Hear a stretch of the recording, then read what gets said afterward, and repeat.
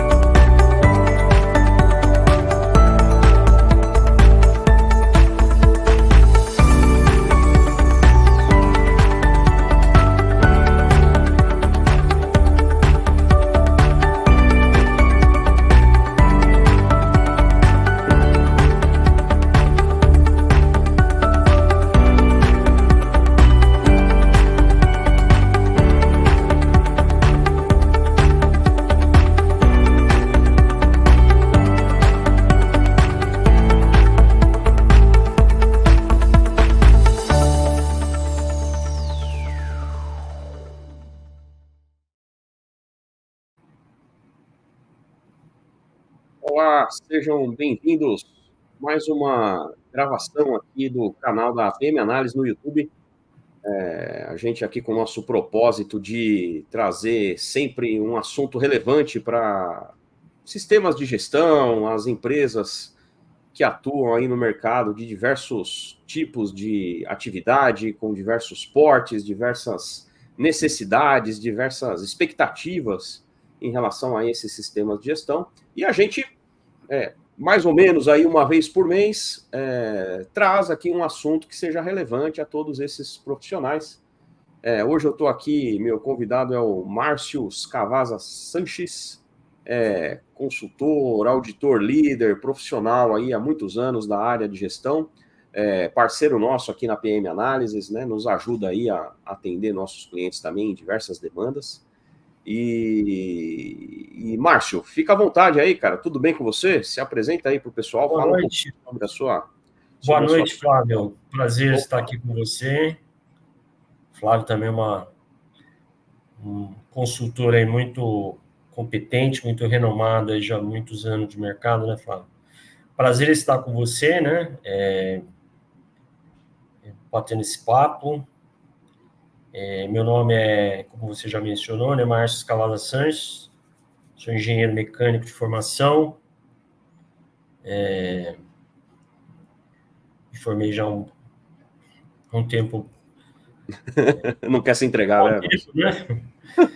1988, e depois, quando iniciei o meu trabalho, né? Logo no ano seguinte, demorei um pouquinho, né, para fazer uma pós-graduação, mas depois da graduação, eu fiz algumas pós-graduações, né, em gestão da qualidade, gerenciamento ambiental, gestão industrial.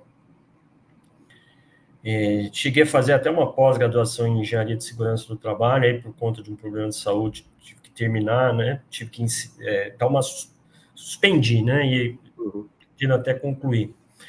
Fiz outras formações também de certificação de Lean, né? Lean Six Sigma, Lean Manufacturing, e toda a minha experiência profissional foi construída na indústria de autopeça, né? Desde o começo, desde o começo da carreira, 1990, né? Comecei na Bosch, fiquei um bom tempo na Bosch, né? 13 anos, depois, acho que mais ou menos 2004, né? Aí eu fui para uma outra autopeça, chamada Gates, uma indústria no Vale do Paraíba, fabricante de correias automotivas. Depois de lá, voltei ali para a região onde eu já morava, perto, né, pelo menos Piracicaba. Trabalhei na Valear. Essa empresa, posso dizer que me ensinou bastante, né? Nossa, aprendi muito na Valear. Lá o meio ambiente entrou na minha vida, e aí também me tornei gerente do meio ambiente. Essa empresa é uma multinacional alemã, né? E ela foi vendida para um grupo americano chamado Borg Warner. E eu continuei na mesma planta, na mesma função, onde fiquei até 2018, e aí saí, né?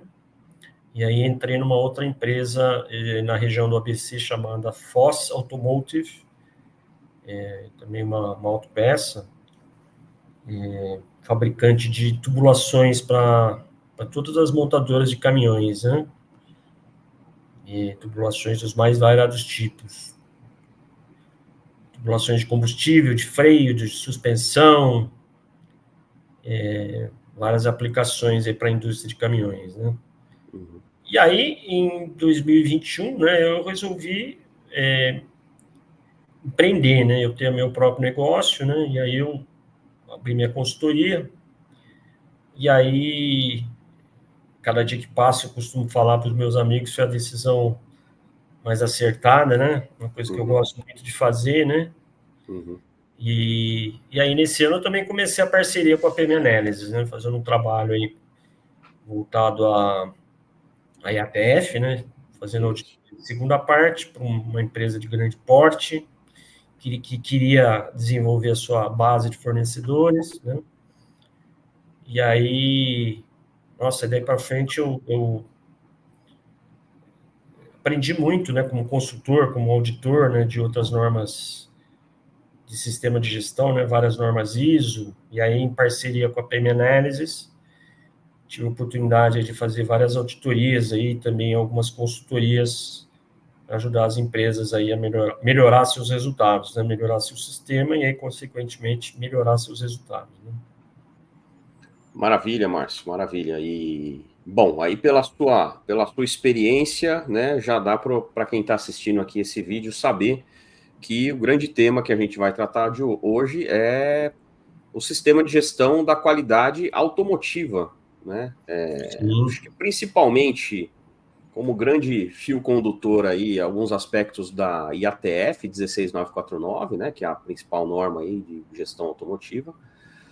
Mas também tudo aquilo que vem junto, né? Sim, ferramentas de gestão, normas de auditoria específicas, requisitos específicos de alguns clientes, né? A ideia é dar um en passant, assim, sobre como funciona essa estrutura e esse universo, assim, que é bem particular, né? Bem diferente de outros mercados. Você, nessa experiência conosco aí, nas suas outras experiências também, já viu como é que outros mercados funcionam, né? Mineração, o mercado agro, né?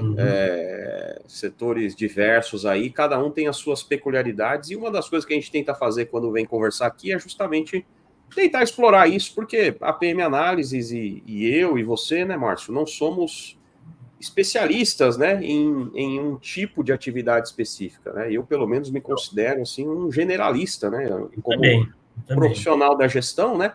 O especialista do negócio é o dono do negócio, né? A gente vai numa empresa de tecnologia, é claro que o dono da empresa de tecnologia entende melhor o negócio dele do que nós, né? O que nós trazemos é essa abordagem da gestão, né? Essa abordagem do risco, as ferramentas que podem ajudar esse gestor a tomar melhores decisões, aí, tocar melhor o seu negócio.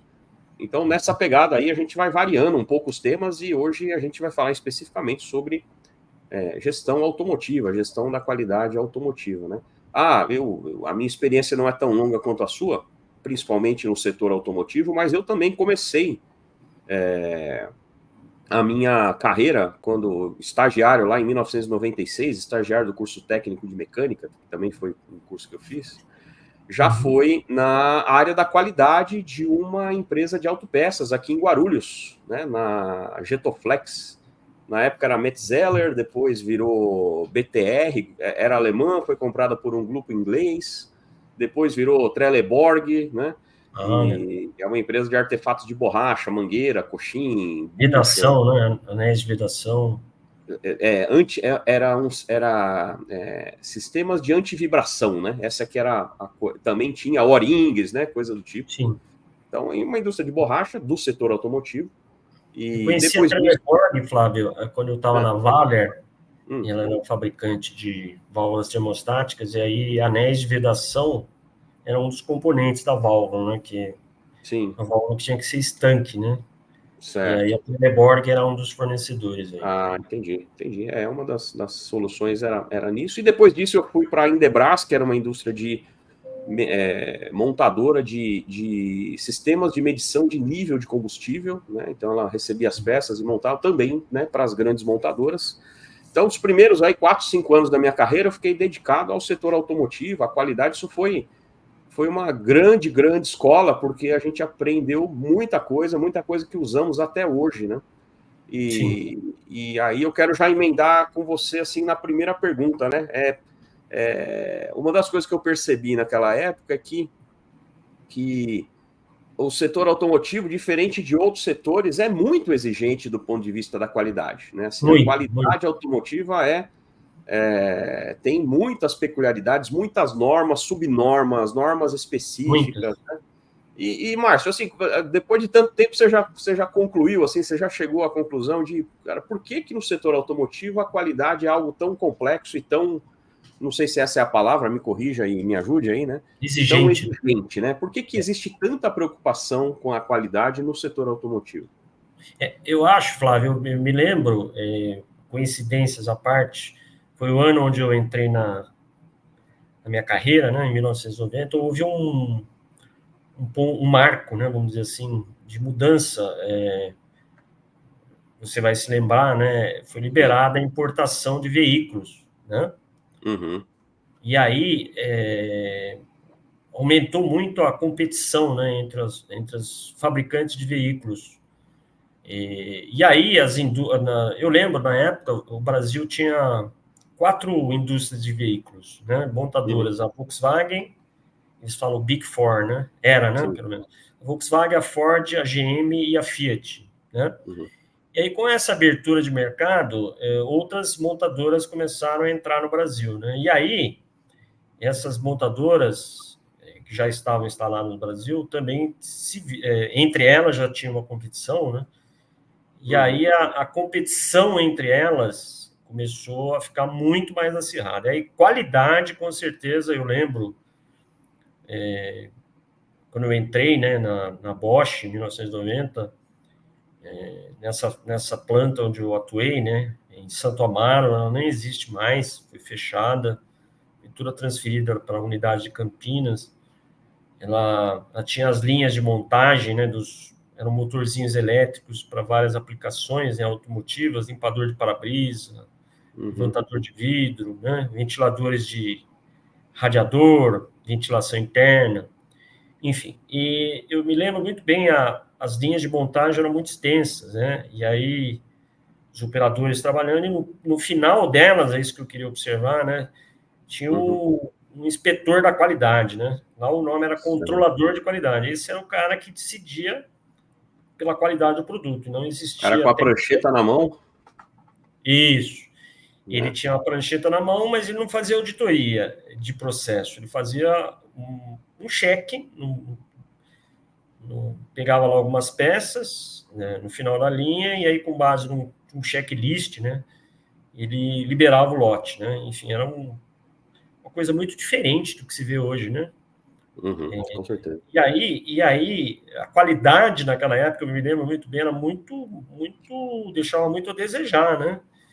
Inclusive em termos não só na qualidade do produto, mas em termos de postura, né, das pessoas em relação a que fabricavam as peças, porque vamos dizer assim, elas não se sentiam responsáveis, né?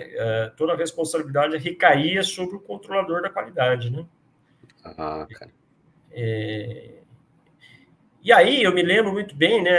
O meu gerente, né, na época da Bosch, fez um trabalho muito importante de mudar lá, né? Com essa visão, né? E ele bolou uma Uhum. estratégia de estabelecer lá o autocontrole, né? Ou seja, para a própria produção passar a fazer o controle, né, do que estava Uhum. fabricando. Né? E aí, é claro que isso não foi do dia para a noite, isso demorou um Uhum. tempo, mas a qualidade mudou bastante, né? Para Sim. melhor, lógico.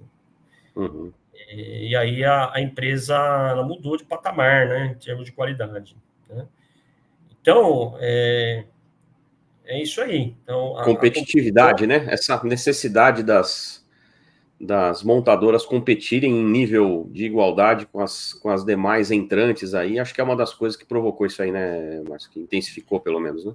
Com certeza, isso é um marco, 1990, e aí depois disso, né, eu lembro, veio a 9001, né, que a gente, mas era uma norma ainda genérica, né, para sistema de gestão da qualidade, mas na época nem existia norma de sistema de gestão automotivo, né, de qualidade automotiva. A 9001 era uma diretriz muito importante. Nessa unidade onde eu atuava, a gente começou um trabalho, né, para construir um sistema de gestão, né, baseado nesta norma, né, ela estava na versão de 1987. Né? Se não me falha a memória, foi a primeira edição da norma 9001. Né? É a primeira, sim. E aí, desde então, a coisa começou a mudar, né? Começou a evoluir, e aí, em 1998, foi lançada a QS, né? QS 9000, que foi a norma já voltada ao ramo automotivo, né? E a 9001 ela estava sempre na frente, né? Sendo revisada. Depois veio, acho que veio a versão 2000, né? Foi. Teve 94, a 9000 foi revisada em 94, 97, 94, aí 2000, né? 2001. Isso. E a QS revisava logo em seguida, né? Não é isso? A QS veio em 98, ela veio depois da versão da revisão da 9001, né, Flávio? E aí veio a TS, né, a TS, norma ISO-TS, que antes era a ISO e a TS, a ISO era revisada e depois vinha a TS. Acho que a primeira TS, ISO-TS, é em 2002, se não me falha a memória. Sim. Né? Depois a ISO foi revisada novamente em 2008, né? E aí a ISO-TS veio no vácuo, né, vamos dizer assim, e foi em 2009. Né? E depois a ISO, novamente revisada em 2015, né? E aí foi criada a IATF, né, que é uma vamos dizer assim, um fórum, né, uma reunião das montadoras, e aí houve meio que uma separação da ISO, né? Mas ela em 2016 foi criada a IATF 16949, né? Mas a ISO ainda continua, na verdade, a IATF é uma norma de sistema de gestão de qualidade automotivo, que ela toma a ISO 9001, embora ela tenha se separado da ISO, como uma referência. Ela complementa, né, com requisitos adicionais voltados ao ramo automotivo. Certo. E aí, o que é interessante, né, Flávio, que eu também observei, né, desde então, acho que por uma questão de que nada é perfeito, né, a IATF, ela tem lá as interpretações sancionadas, né? Certo. O que são as interpretações sancionadas? São as emendas, né? Justamente para ela talvez faça talvez não, ela recebe, né, várias análises críticas de várias partes interessadas, né, como clientes, como os fabricantes de autopeças em geral, órgãos de certificação, né, entidades orientadas ao ramo automotivo, muitas perguntas, muitas dúvidas, né, em relação aos requisitos. Aí o que ela faz? Ela faz uma autoanálise e aí ela lança as interpretações sancionadas, que basicamente são emendas, né, a norma original de 2016, né, corrigindo algum texto ou deixando ele mais claro, ou até deixando, vamos dizer assim, revogando, né, algum texto da IATF original. Né? Sei. E se não me falha a memória, eu não sei o número que elas se encontram, mas já temos várias interpretações sancionadas da norma IATF. Imagino, cara. Desde então, né? Eu não lembro exatamente qual foi. Porque imagina, né? Hoje nós estamos com 8 anos da IATF, né? Da última revisão, não é isso? E da 9001, 9 anos, né? Então essas normas já estão sem revisão há muito tempo. Tanto é que que a 9000 também teve uma emenda esse ano a respeito das mudanças climáticas, né? Que, sim. quer dizer, não esperaram haver uma revisão da norma para colocar um tema que o comitê técnico julgou relevante, julgou importante, e faz todo sentido. Então, quer dizer, tanto no caso da emenda da ISO 9001, quanto das interpretações sancionadas, elas são elas fazem parte dos requisitos, né? Podemos entender assim? Quer dizer, eu tenho Sim, sim, requisito são requisitos. Tanto São requisitos, né? quando a gente vai auditar, né? Uhum. Seja uma auditoria de primeira, segunda ou terceira parte, Uhum. a gente leva também o manualzinho lá das... Na verdade, as interpretações sancionadas estão no site da IATF, né? Então, como a gente está... Quando a gente audita, a gente tem acesso à internet, eu já não uso mais papel, né? Então, eu acesso a IATF quando eu tenho alguma dúvida, né? Porque com a experiência, né, a gente já lembra bastante de detalhe. Quando tem alguma dúvida, a gente entra lá no site e consulta a emenda, né? São várias emendas revogando, como eu disse, alguns requisitos ou complementando, criando outros requisitos ou até alterando, né? Vamos dizer assim, os requisitos. Agora, Márcio, tem porque hoje o IATF, que, como você bem disse, foi uma sucessão, né? É o sucessor da ISO TS 16949. Quando virou ISO, né? Antes, na transição de QS 9000 para ISO TS 16949, uma mudança importante, né? Me corrija se eu estiver errado, é que houve uma unificação das montadoras, né? Porque antes cada montadora tinha a sua própria norma, não é isso? A própria QS 9000 era de um conjunto de montadoras apenas, né? Não eram de todas. Americanas, né? As As três americanas, americanas, né? a Ford, a General Motors e a Chrysler, né? Certo. Exatamente isso. E aí a Fiat, as francesas seguiam a FIEV, né? FIEV, Uhum. a Alemanha, as alemãs, né? Volkswagen e a Mercedes, a VDA, né? Mas é basicamente isso. Mas, Tinha a mesmo italiana, assim, né? A VSQ, a japonesa, e, cada uma tinha GIS, né? Era GIS, né? hoje, então, com a IATF, né, em 2016, mesmo, vamos dizer assim, tendo uma norma, né, padronizando o requisito de todas das montadoras, uma coisa importante, viu, Flávio? É importante ressaltar, né, quando a gente fala de IATF, tem lá os signatários da IATF, né? Certo. Nem toda montadora é signatária, né? Então, a saber quem são as signatárias, né? A Mercedes-Benz, né? De alemãs, a Mercedes-Benz, a Volkswagen, né?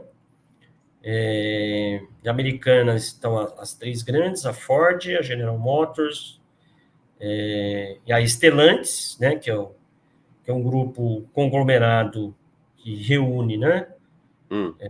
A Fiat, né? Italiana, a antiga Chrysler, né? Que tem a origem americana, e Americana. a PSA francesa, né? Certo. A Renault, né? A Renault, a Land Rover Jaguar, né? A Certo. Volvo, que foi a última recentemente admitida, a Iveco Group, que separou, né, do grupo Fiat, né? Da Fiat. A Iveco Group é um dos signatários, né?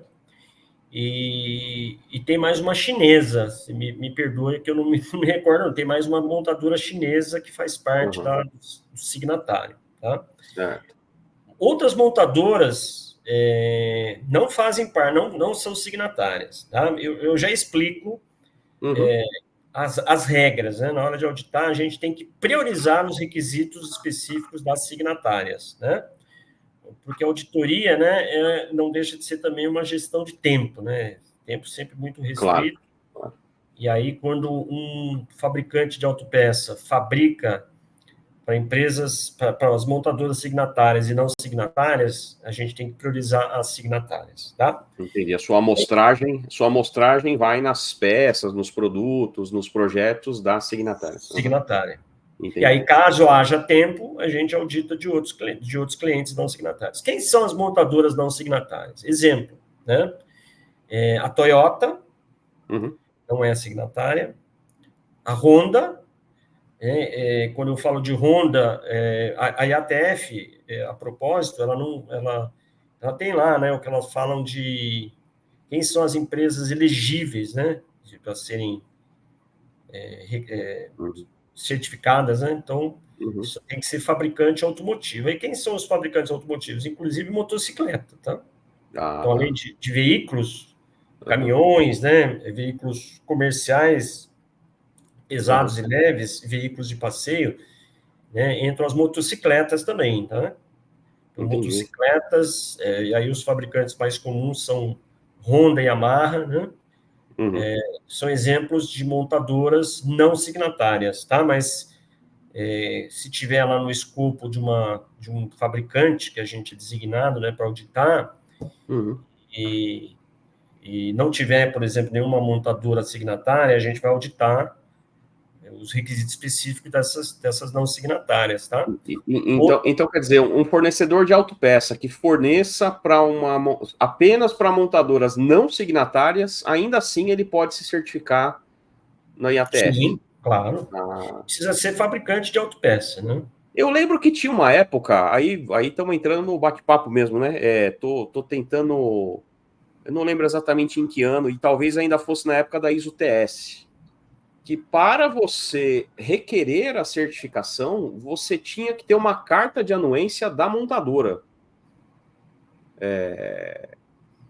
Tinha isso. Eu lembro de um cliente nosso que estava com... Porque ele não é fornecedor de peça, né? Ele é fornecedor de chapa de aço que vai ser estampada para virar peça, para depois ir, né? Ele tá lá no terceiro nível, né?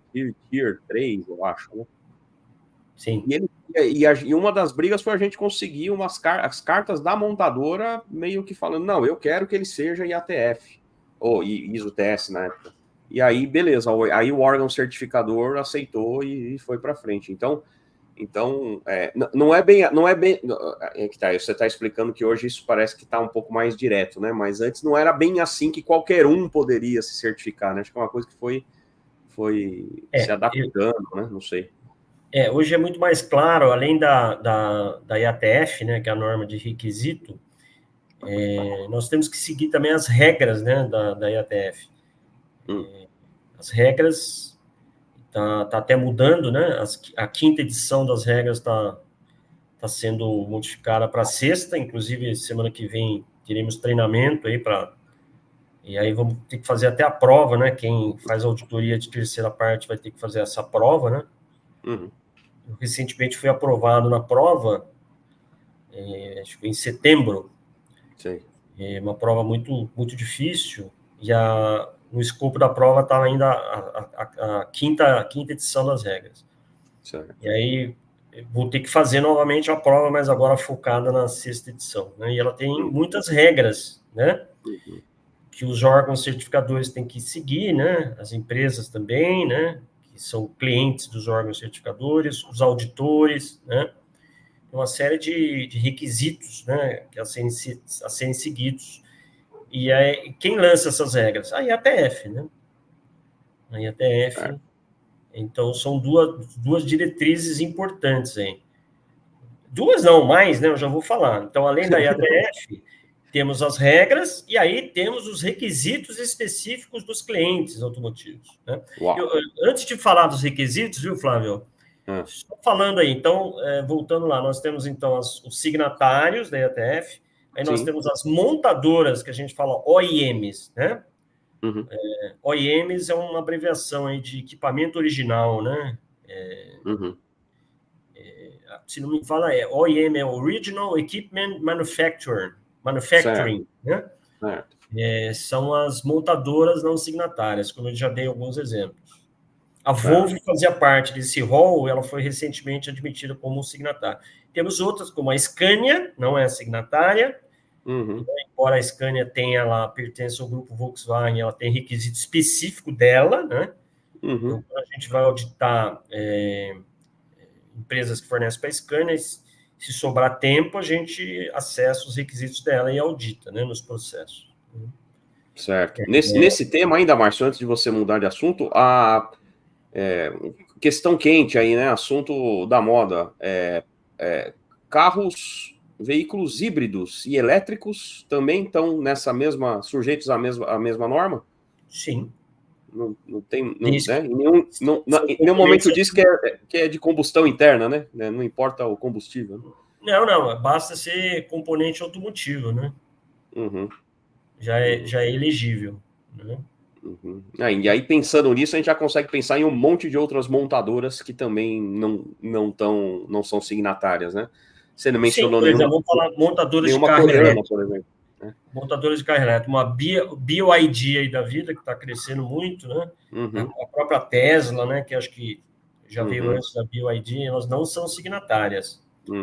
Mas, né, ela vai cair, por exemplo, se a gente fosse auditar, né, operações lá na China, né, ou nos Estados Unidos, onde a Tesla tem operações, lá cairia no rol de montadoras não signatárias, né? Certo. E aí, eventualmente, o fabricante que fornecesse para ela, e se a gente fosse auditar, a gente ia acessar os requisitos específicos dela, que com certeza ela desdobra para sua base de fornecedores, né? Ok? Então, estou falando do exemplo de montadoras no Brasil não signatárias, né? Então, aquela Mitsubishi, né? Mitsubishi também é outra, que está instalada lá em Goiás, né? Não me falha a memória, em Anápolis, é uma montadora não signatária, né? Bom, já comentei a Honda, a Yamaha, né? A Toyota. Yamaha é moto, né? Motocicleta. Sim. Honda, tanto veículo quanto motocicleta. Aquela fabricante aqui no Brasil, a Paccar, né? Fabricante de caminhões também, né? São exemplos de montadoras não signatárias. E aí, um imenso grupo, Flávio, que a gente fala que são os sistemistas, né? Os sistemistas são os famosos Tier 1, né? Que a gente fala, né? São as empresas que fornecem para essas montadoras signatárias e não signatárias. São os famosos Tier 1, né?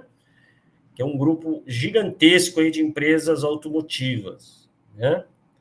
Que são elegíveis, desde que sejam fabricantes de autopeças, são elegíveis para a IATF, né? E elas também têm requisitos específicos, por incrível que pareça, né? Então, elas foram também na onda das montadoras. E elas têm requisitos específicos entre elas, né? Porque tem um relacionamento entre elas, né? Apesar de elas serem Tier 1, né? Muitas delas serem Tier 1, acontece de uma ser Tier 2 de uma Tier 1 nesse grupo. Da outra. Sim, é uma cadeia muito grande, né? Se a gente fosse desenhar a cadeia, né? De frente para trás, é uma montadora, né? Tier 1, né? Os Tier 2, Tier 3, aí vai embora, né? Quer dizer, o ano é aquele que fornece direto para a montadora, é o cara que monta o sistema de suspensão, por exemplo, e entrega isso pronto para montar no carro, né? Sim. O Tier 2 é aquele que fornece as peças para o sistemista, por Tier 1. E assim sucessivamente, né? É uma comparação besta aí, é uma cadeia alimentar aí que vai se compondo, né? Até chegar lá no carro montado.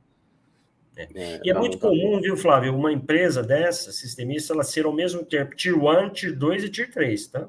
Vai depender do produto do tipo de produto que ela fornece, né? Então, ela pode fornecer, se ela fornece direto para uma montadora, ela é Tier 1, mas ela pode também fornecer um outro produto para um outro Tier 1, aí ela passa a ser um Tier 2.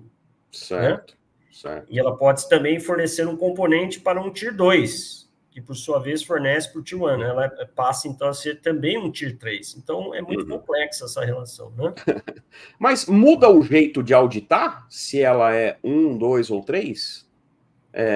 Porque, eu entendo que os requisitos modifiquem porque os clientes são diferentes, né? O O cara que fornece só para a montadora, ele tem que cumprir os requisitos do IATF e da montadora. O cara que fornece para o sistemista e para a montadora, né, e por tabela para a montadora, ele tem que atender um conjunto diferente, talvez maior de requisitos, né? Mas o jeito de auditar é parecido, é diferente? Você é mais ou menos É exigente? assim, pela regra, viu, Flávio? Inclusive, uma das regras da IATF, como eu mencionei hoje, nós estamos na 5ª regra e a partir de janeiro vira a chave para a 6ª regra. O auditor que não estiver qualificado na 6ª edição, ele não pode auditar pelo órgão certificador, tá? Certo. É uma obrigatoriedade. Todo órgão certificador agora está treinando os seus auditores e ATF para que eles estejam aptos a auditar a partir de janeiro, né? Ela vai ser muito mais rigorosa, né, do que a 5ª edição. Inclusive em termos de agendamento, né? Tem que ser agendada em 3 meses de antecedência, por exemplo, uma auditoria, coisa que não acontece atualmente, né? Um desafio, né? Um desafio fazer isso. Isso vai exigir muito dos clientes e também dos órgãos certificadores, né? Um planejamento bastante apurado, né? Para que isso possa ser realizado, né? Então, auditar, né, é sempre daquele jeito que eu informei, né? Se uma empresa que ela tem as montadoras, tem algum signatário como cliente, o auditor, ele é obrigado, né, a auditar todos os requisitos de forma amostral, logicamente, né? Não dá para auditar todos, ele faz lá uma seleção, né, dos mais... todos são importantes, né? Mas, assim, a gente faz uma coisa muito interessante, que é diferente da ISO, né? A gente recebe, né, na hora de fazer o plano, a gente recebe várias informações antecipadas, né? Do tipo scorecard dos clientes, né, da empresa, que é o relatório de desempenho da empresa nos clientes, né? É um relatório que as montadoras publicam sobre o desempenho daquela empresa que está sendo auditada, né? Então, a gente recebe isso.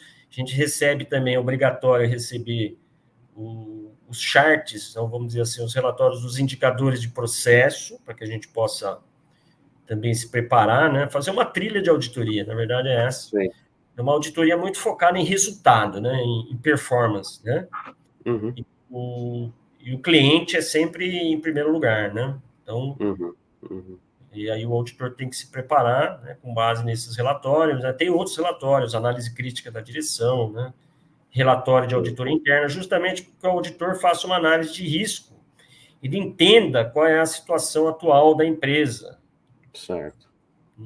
Perante o cliente e perante também o seu próprio sistema de gestão. Aí o auditor, com base nisso, que são evidências documentais, né, ou seja, são fatos, ele faz a trilha, ele faz o plano da auditoria e ele faz também a trilha da sua auditoria, sempre focado em priorizar resultado. E o outro ponto que ele tem que fazer é auditar os requisitos de cliente em todos os processos que foram auditados.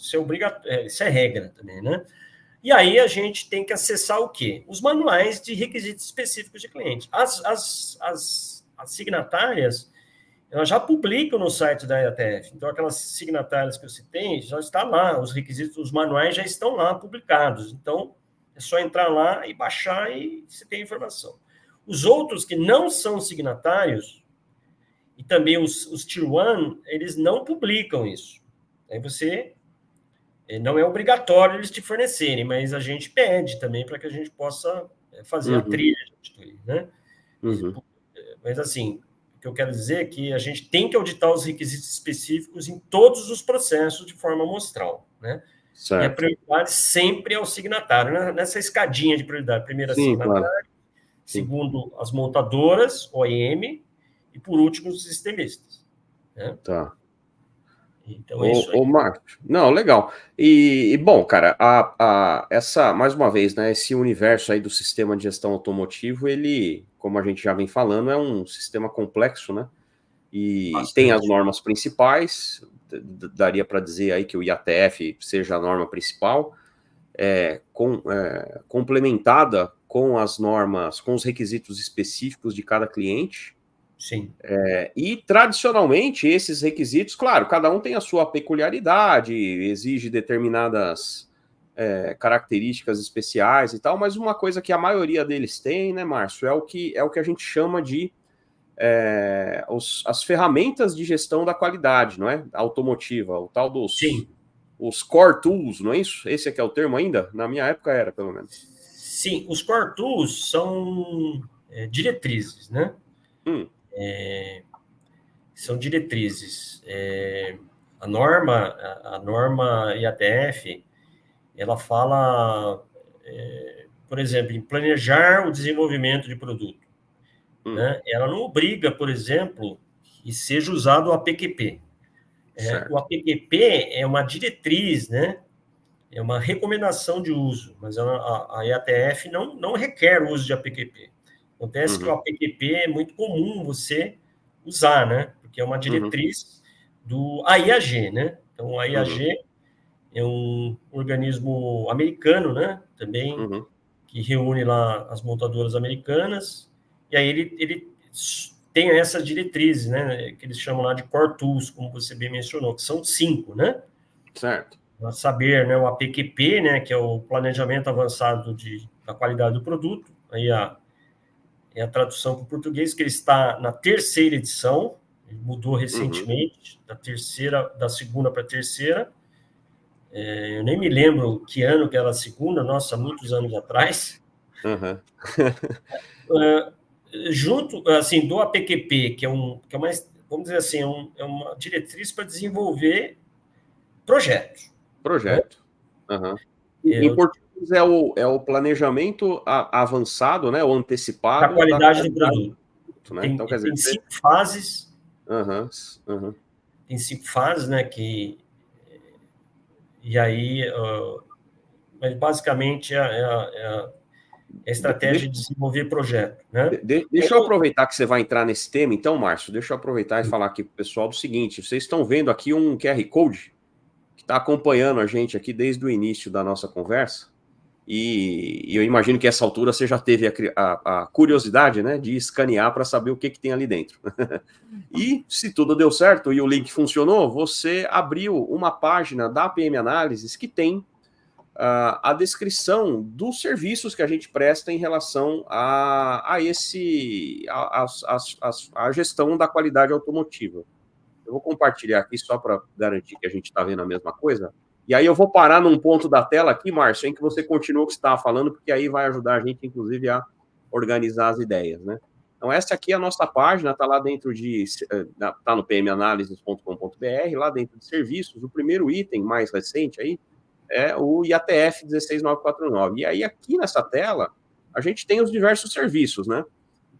Por exemplo, assessoria para implementar requisitos do SGI, ou seja, IATF atrelada com outras normas, como a ISO 14001, a 45001, né?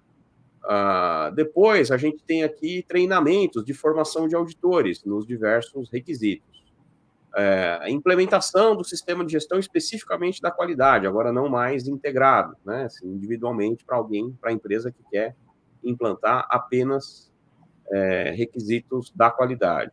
As auditorias nas diversas normas, então auditorias IATF como primeira, segunda parte, auditoria de VDA, o Márcio vai falar um pouquinho mais sobre isso, né? E aí, aqui embaixo, cara, nós temos as ferramentas específicas, né, que nós estamos falando. Então, Márcio, você está falando agora, por exemplo, do APQP, né? Sim. O sujeito que não está acostumado com esse termo e ouviu você falando APQP aí achou que era outra coisa, né? Mas agora, explicando melhor, né? Em inglês, né? É o Advanced Product Quality Plan, né? É o planejamento antecipado da qualidade do produto. E aí tem outras aqui, né? Outras ferramentas que fazem parte aí desse chamado Core Tools. Sim. Então, o APQP, né? Como eu mencionei, aí o PIPAP é o segundo Core Tools, vamos dizer assim. Ele está na 4ª edição também, já há muitos anos. O que é o PIPAP, né? Brevemente explicando, é um requisito para qualificar o produto e o processo desse produto é fabricado, né? Quando o produto quando ele é desenvolvido, né, já teve o projeto desenvolvido, o projeto do produto e o projeto do processo desenvolvido, ele tem que ser submetido à aprovação, né, interna, e aí se faz lá o lote piloto, né, das peças que estão sendo desenvolvidas, e aí se retiram, a partir desse lote piloto, se fazem várias análises estatísticas, análises dimensionais de material, análise de função, né? Vários dados são coletados, e aí, desse lote, né? Geralmente o número salvo, modificado pelo cliente, são 300 peças, né? A partir desse lote de 300 peças, tem cliente que aceita menos, mas assim, o número comum é 300 peças. Aí se faz essa análise, aí se gera um relatório, um certificado, que ele tem nome de PSW, né, que é a capa do PIPAP, vamos dizer assim.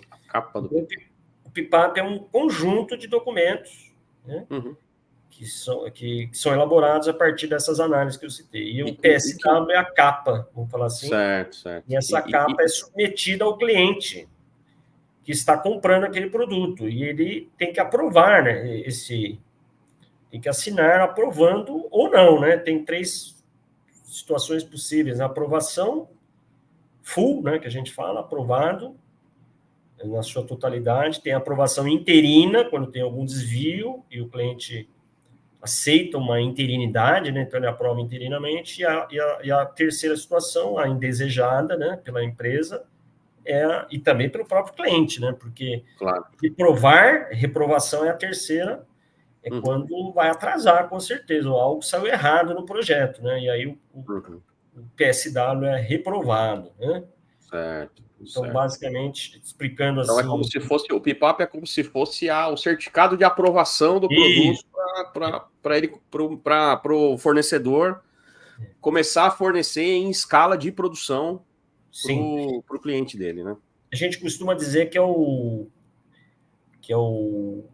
é a forma da empresa fabricante de peça automotiva dizer que ela vai atender os requisitos de produto e processo. É um contrato, né? Vamos dizer assim. Certo. A grosso modo, dizendo, ser um contrato onde ela assegura para o seu cliente que ela vai atender os requisitos de produto e de processo. Legal. Ok? Continuando aí, a terceiro core tool, vamos falar assim, é o FEMEA, né? E aí existem 2 tipos de FEMEA.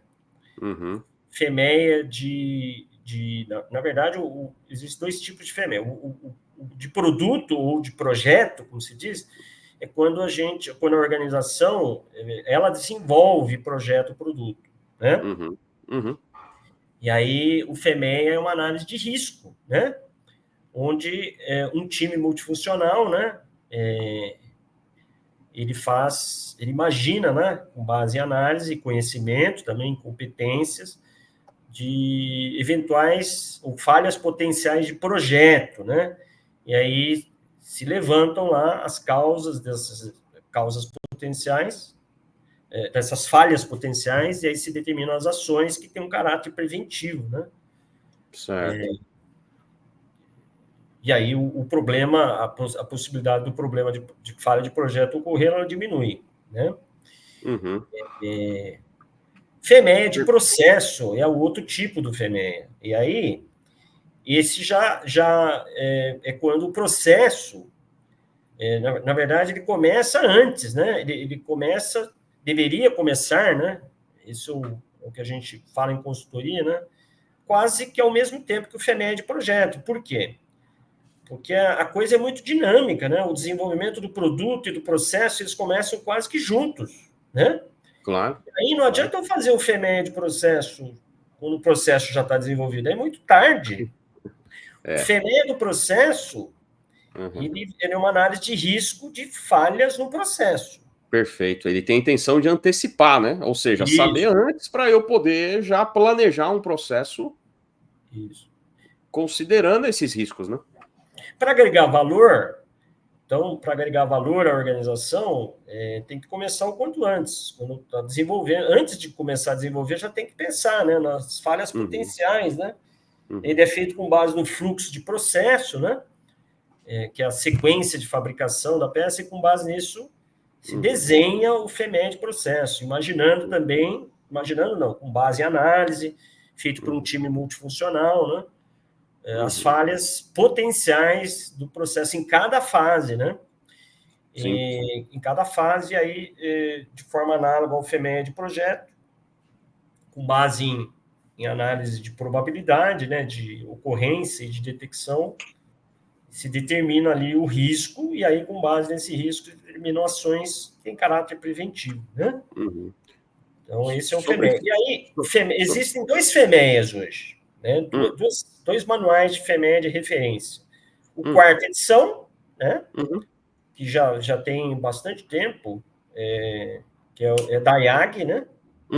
O de FMEA, o IAG americano e o VDA alemão se juntaram e criaram o FMEA IAG VDA, né?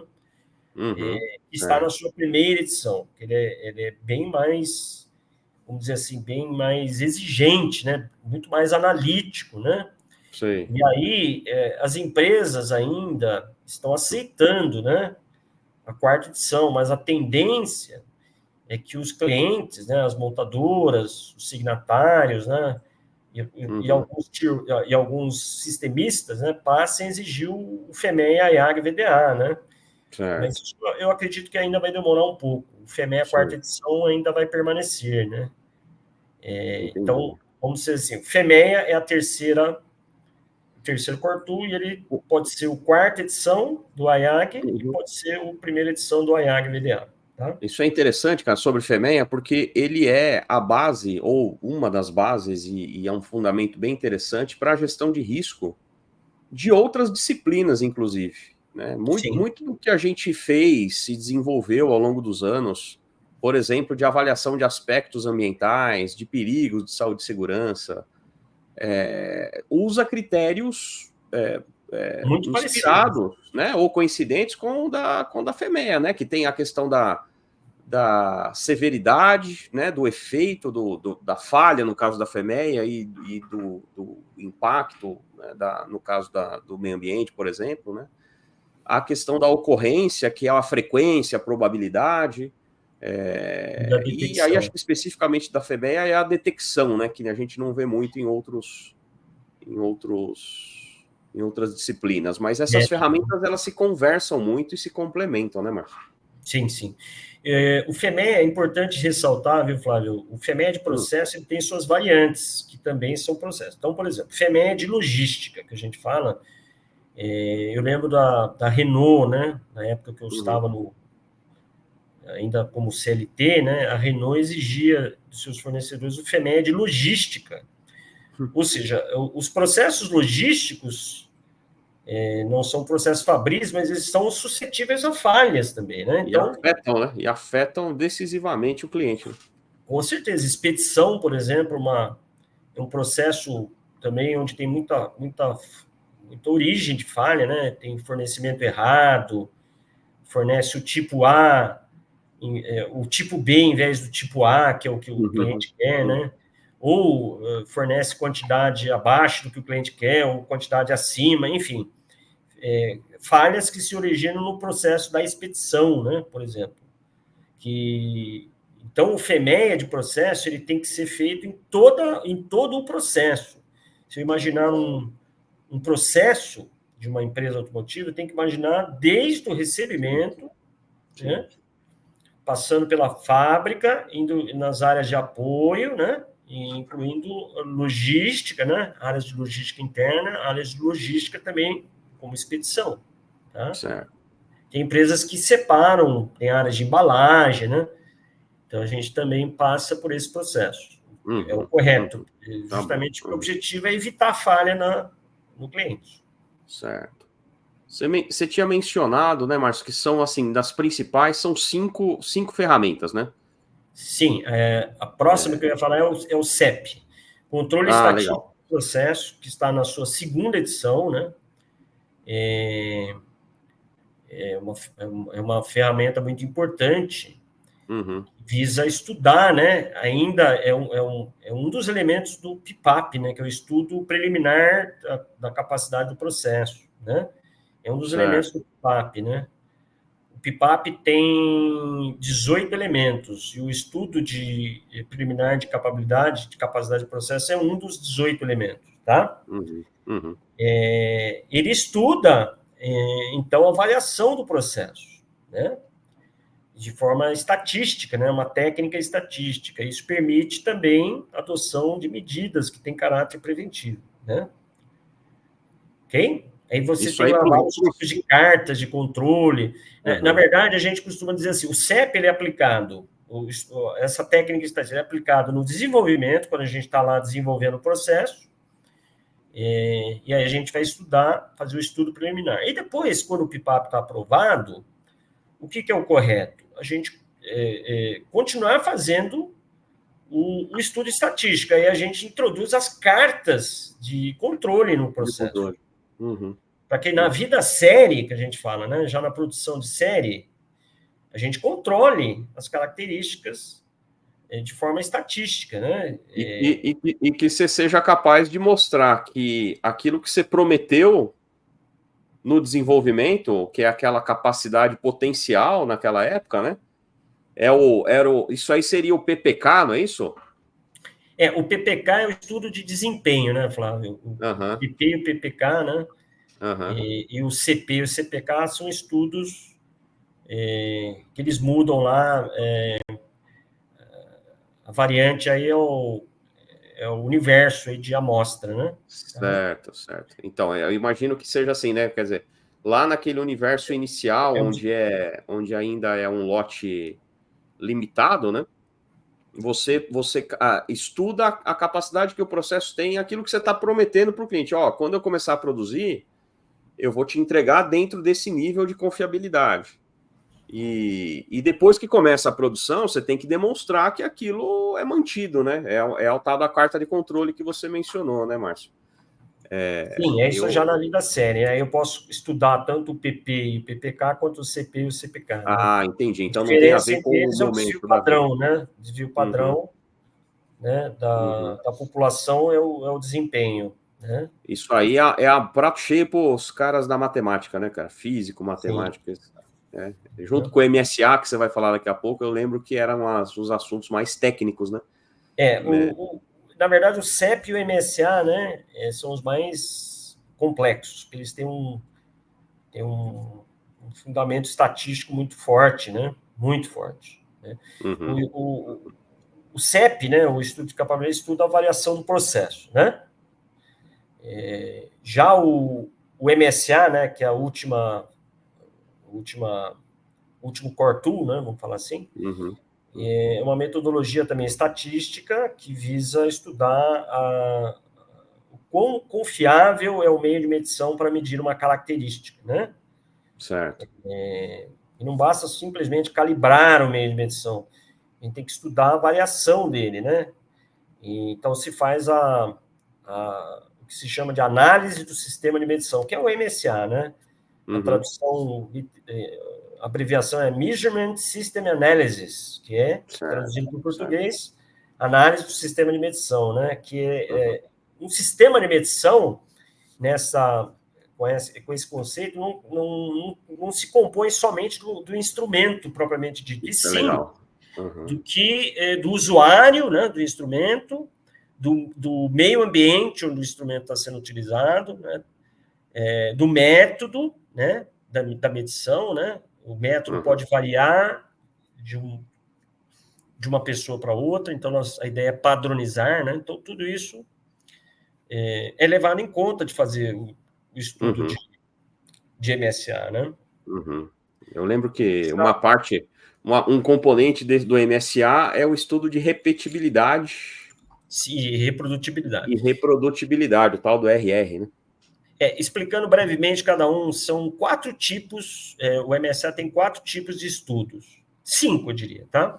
O primeiro é o de estabilidade, né, que estuda a variação, né, a variação do sistema de medição, levando todos esses fatores que eu falei, né, temperatura, né, também, meio ambiente, enfim, todos os fatores que eu citei anteriormente, ao longo do tempo. Eu pego a amostra e vou medindo essa amostra ao longo do tempo e meço se ela está variando, se ela está tendo tendência, né? E aí tem lá os limites de controle, né? E aí a gente estuda para ver se está estável, por isso que chama estudo de estabilidade, né? Uhum. É muito comum, depois do estudo de estabilidade, fazer, aí migra, né? O estudo de RR, né? Que é o estudo de repetibilidade e reprodutibilidade, que estuda a variação entre os medidores, né? Os inspetores, e ele estuda a variação do próprio sistema, né? Do próprio instrumento, né? É uma combinação aí. E ele lança lá 2 fatores, né?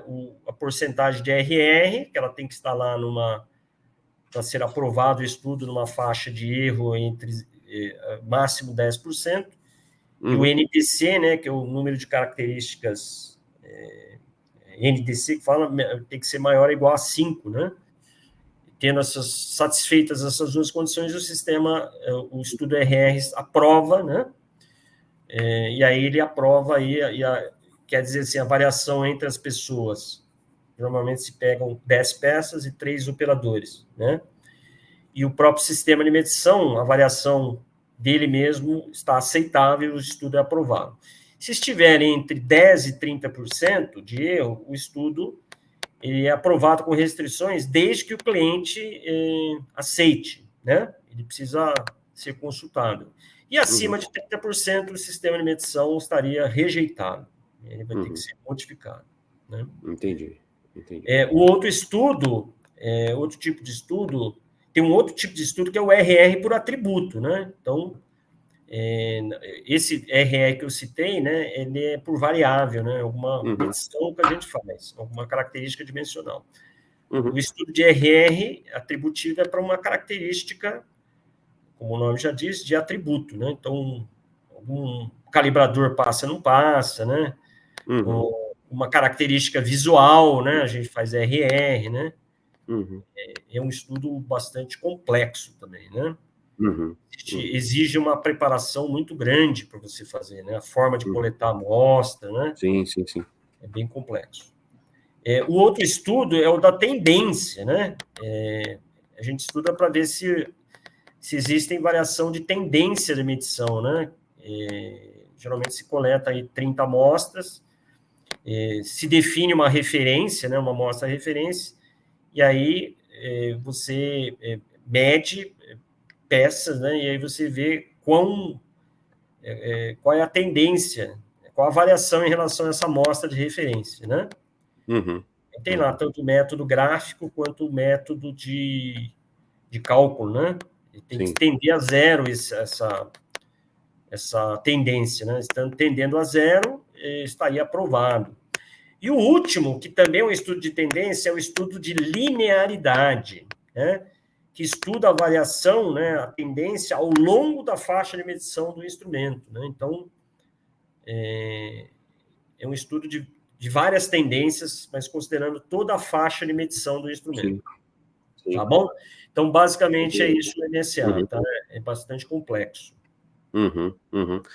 E aí essa caixa de ferramentas acaba sendo complementar. Você mencionou, claro, né? O IATF não menciona quais são os métodos para você fazer desenvolvimento ou para garantir que o sistema de medição é confiável e tal, né? Mas aí tem clientes que exigem que você use FEMEA ou APQP. Por exemplo, o Ford tem um requisito específico que quer que use o método dela de FEMEA. Mas tem montador, a maioria das montadoras sugere o IAG, né? Ela coloca lá no seu requisito específico para usar o do IAG, né? Logo, como eu mencionei, a tendência vai ser o IAG VDA, né? Certo, entendi. Bom, Márcio, então, quer dizer, isso aí é parte dessa parafernália toda, né, cara? E pela complexidade daquilo que você está mencionando, a gente consegue ver que é necessário, né, uma preparação muito grande aí, tanto para para quem implementa esses elementos todos e esses requisitos todos, quanto para quem audita também, né, cara? Assim, para quem implementa, obviamente, é necessário conhecer requisitos, conhecer os manuais. Muitas vezes, treinamento teórico só não é suficiente, né? Imagino que tenha que praticar. Por exemplo, você não sai de um curso de FEMEA sabendo fazer FEMEA se você não botar a mão na massa e construir, né? Porque você vai, assim como a avaliação de risco em outras disciplinas, assim como o auditor interno, né? O teórico, ele é uma base para você depois exercitar e treinar e fazer várias vezes e errar muito nas primeiras vezes e ir aperfeiçoando a sua competência, né? Em todas essas características. E aí eu fico pensando, né, Márcio, eu queria que você falasse, assim, também a gente já está com um tempo avançado aí, e acho que uma coisa importante, eu acho interessante você comentar é assim, né, como é que, quais são as competências, assim, necessárias, o que você tem que demonstrar? Você é auditor de certificadora, certo? Sim. Você é um auditor, você é qualificado e credenciado aí para fazer auditorias de certificação, né? O que você precisa, o que um sujeito que está assistindo esse vídeo aqui precisa ter para, se ele quiser se transformar em um auditor de certificadora como você? Treinamento, escolaridade, experiência, quais são, assim, em linhas gerais, né? Qual é o caminho a percorrer para chegar até essa posição, esse posto aí de auditor de certificadora de ATF? Então, além de ter experiência de tempo atuando no ramo automotivo, agora eu não tenho exatamente quantos anos, mas assim, são alguns anos de experiência tendo trabalhado já no ramo automotivo. Então, uma pessoa que não Você não se trabalhou preocupa com isso porque você já passou há muito tempo desses anos, né? Uma pessoa que nunca trabalhou no ramo automotivo, ela não está, mesmo que ela faça cursos, treinamentos, ela não pode ser um auditor de certificadora. Ela poderia ser até fazer auditorias de primeira e segunda parte, mas ela não pode ser auditor de certificadora e ATF. Né? Uhum. Tendo esse tempo, que inclusive está na regra, né? Está na quinta regra, isso é uma regra, agora eu não tenho de cabeça. Sim. E agora eu vou ser treinado na sexta edição, eu vou saber, provavelmente mudou, né? Uhum. Além desse tempo e experiência comprovada, né, de forma documental, logicamente ele tem que ter treinamento, né, de todos esses core tools, né, Uhum. que eu citei, né, treinamento, conhecimento, treinamento de formação de auditor ISO 9001, auditor líder, tem que passar, ser aprovado. Tem que fazer, no mínimo, 3 auditorias, ter feito 3 auditorias como líder de 9001, para se credenciar a ser candidato a auditor IATF. Né? Uhum. Obviamente tem que ter o curso de auditor, né? Uhum. De ATF. E aí tem uma prova, né? Essa que muito difícil. É uma prova da IATF, né? Uma prova que tem várias fases, né? Uhum. Tem uma fase que eles chamam de conhecimento, né? São provas, é uma prova muito, embora seja de múltipla escolha, muito difícil. E você tem lá atingir 80% mínimo. Uhum. Uhum. E depois tem a prova que eles falam que é de aplicação, né? E são exercícios muito difíceis, uma prova muito longa, onde nós somos submetidos à pressão, né? Ou seja, o ambiente de auditoria é um ambiente de pressão. Então, nessa prova, além da dificuldade, né, em acertar, né? Você tem que ter um alto índice de acerto. Você é submetido à pressão do tempo, né? Você fica lá vendo o relógio contando, né? Tic-tac. E se você não completar toda a prova, você está reprovado, né? Então, é isso aí, cara. Entendi. Eu lembro que era, e nas primeiras, né, na época talvez da QS, a primeira ISO TS, lá no início, tinha questões assim que as provas eram em inglês apenas, né, Não, você hoje tinha tá. que... Eu fiz a Já, prova em português. Fiz a prova em português. eu Uma lembro que coisa que eu queria, só complementando, Flávio, a prova claro, ela claro. se divide em itens como, então, dos core tools, dessa prova que eu falei de múltipla escolha, tem lá FEMEA, Uhum, MSA, CEP, né? uhum, Requisitos da IATF e os requisitos da quinta edição, né? Essa é a primeira prova. Cada bloco desse aí são 20 minutos. hum, São 20 questões, ou seja, é 1 minuto por questão, e questão difícil. Tá? E depois, respondidas essas questões, aí você vai para a prova de aplicação. Aí tem lá gestão de não conformidade, tem planejamento de auditoria, né? Análise de cenário, né? Como certo. escrever uma não conformidade, né? O relatório de não conformidade da IATF é diferente da ISO, né? Você tem que declarar a não conformidade, você tem que escrever a evidência objetiva, você tem que referenciar o requisito da norma e você tem que justificar, né? Essa é a grande diferença para uma auditoria de norma. Você tem que justificar porque é uma maior, se for o caso, né? Que é uma violação grave da... Uhum. Você tem que justificar porque é uma maior que você está apontando ou porque é uma menor. Você tem que fazer uma justificativa, né? Então, é bem complexo, é bem Entendi, difícil. entendi. Mas, enfim, é para quem Bom, gosta. tem doido para tudo. Ah, por outro lado, né, Márcio, assim, nós estamos falando aqui do estado da arte e da gestão da qualidade, né, cara? Assim, talvez seja o ápice da carreira, assim, do auditor, né? O cara vai galgando aí posições ou vai galgando essas competências e o cara que audita pela certificadora e ATF, acho que pode se considerar aí um profissional do nível mais alto, né? E tanto por causa disso que você mencionou, a questão da experiência necessária, as horas de auditoria, os treinamentos mínimos, passar na prova, né? Quanto o teste do campo, né, cara? Que fazer auditoria de ATF é bem pesado. Você normalmente nas montadoras, nas empresas que fazem parte desse ramo todo, né? As autopeças, Tier 1, 2, 3 e tal, são pessoas de alto nível, né? São sistemas bem desenvolvidos, são caras que estão acostumados a tomar porrada da montadora o tempo todo, né? Então, Sim, assim, também exige, né, muita muito competência para preparo. auditar um sistema que é de alto nível, né, cara? Porque se você falar bobagem, se você não souber o que está falando, tem muitos auditados que vão defender o ponto de vista, vão retrucar, né? Então, isso também é Mas uma sempre prova de tem, fogo, né? né? Isso tem Uhum, bastante.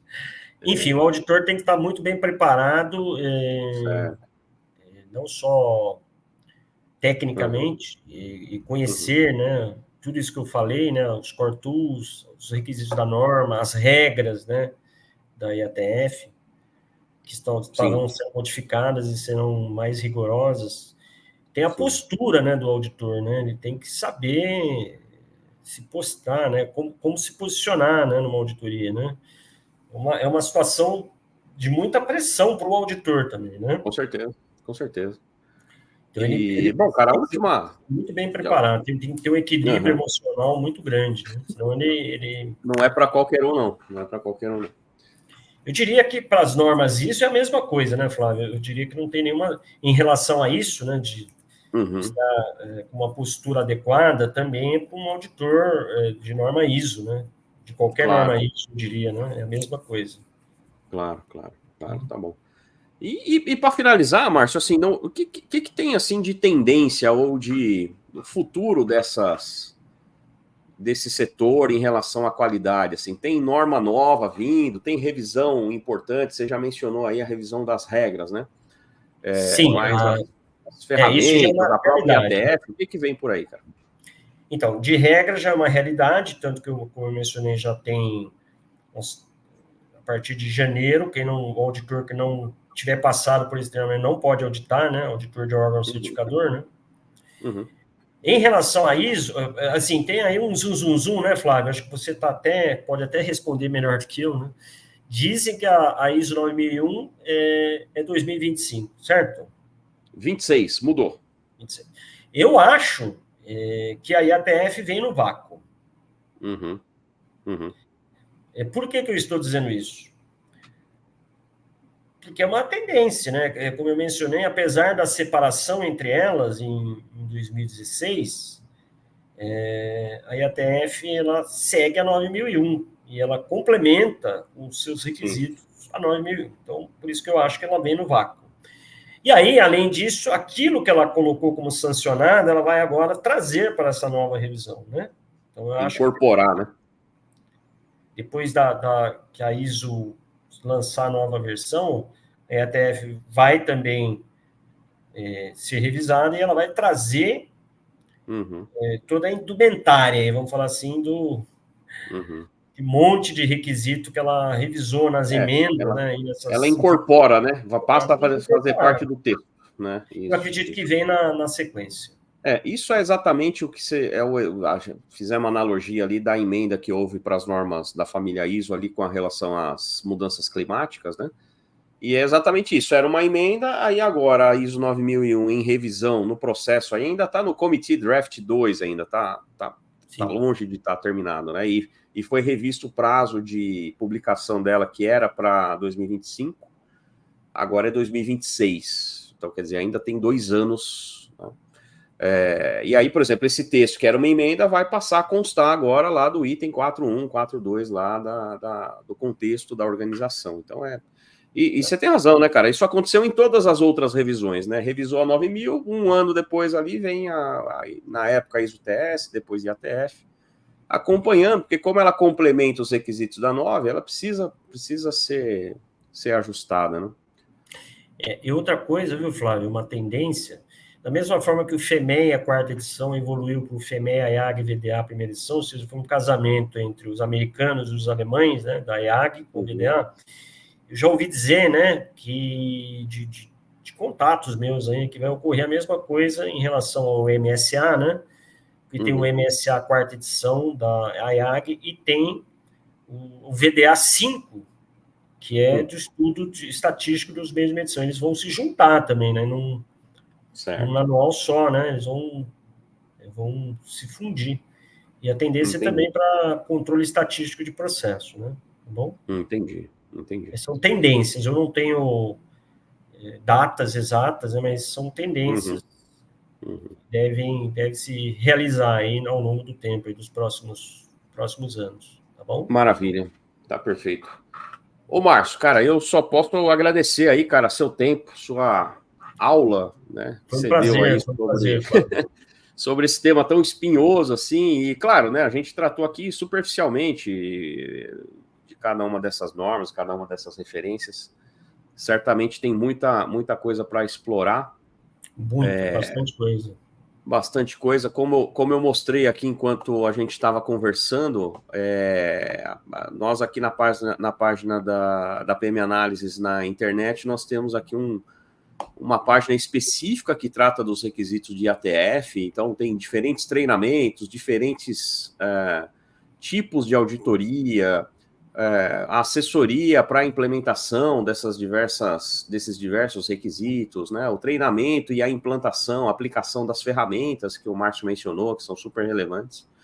Então, né, fique à vontade aí para navegar, né? Entra lá no QR Code, ou então entra aqui no site, na página de serviços, certificações e IATF, e aí você vai ter acesso a tudo isso que a gente faz e pode te ajudar. O Márcio é o nosso capitão aí desse setor, né, desse negócio, né, que envolve a gestão da qualidade automotiva, e certamente a gente pode te ajudar de muitas maneiras. Márcio, você quer complementar aí, mais alguma coisa a dizer?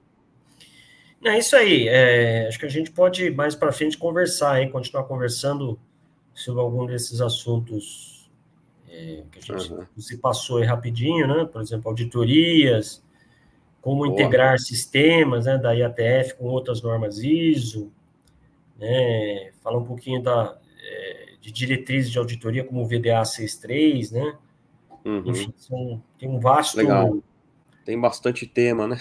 Tem bastante tema aí. Eu queria agradecer aí, né, a oportunidade, Flávio, de ter tido essa conversa aí, né? Muito obrigado aí pela oportunidade, tá bom?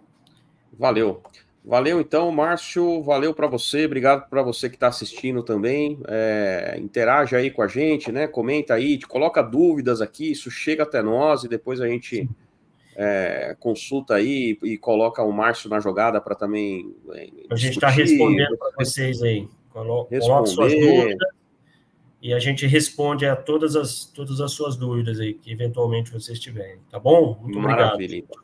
Valeu, então. Valeu, Márcio. Obrigado, cara. Valeu. Tchau, tchau.